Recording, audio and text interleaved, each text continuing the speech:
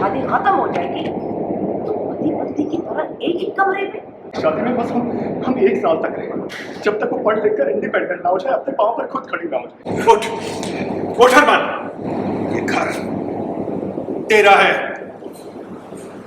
तू डिसाइड करेगा कौन इस घर में रहेगा कौन नहीं। जो गलती आपने की थी मैं वो गलती नहीं करूंगा।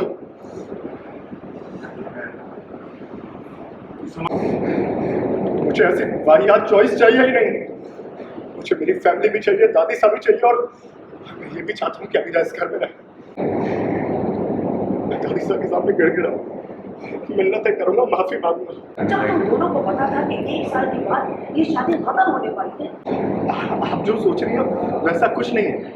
मैं और अबीरा, हम दोनों के बीच में पति पत्नी वाला कोई रिश्ता नहीं है। अगर तू अबीरा की माँ को दिया हुआ वादा निभाएगा तो घर वालों को नाराज करेगा, और अगर घर वालों की खुशी के बारे में सोचेगा तो अबीरा के लिए अपने फर्ज से चुकेगा।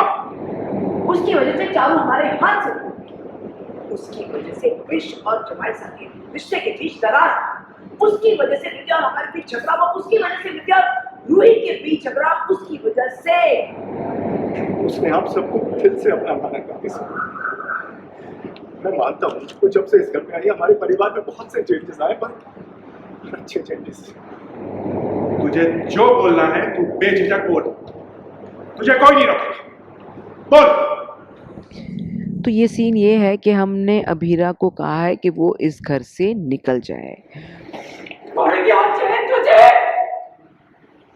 आज एक बेटी अपनी माँ से नफरत कर रही है। आज मैं तुझे बद्दुआ देती हूँ कि जिस तरह मेरी बेटी मुझसे नफरत कर रही है ना, तुझे भी सिर्फ नफरत मिले। कभी जिंदगी में प्यार ना मिले तुझे।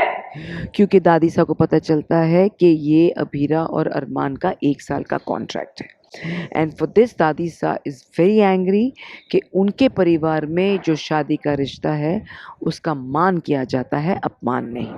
शादी के पवित्र बंधन के साथ खिलवाड़।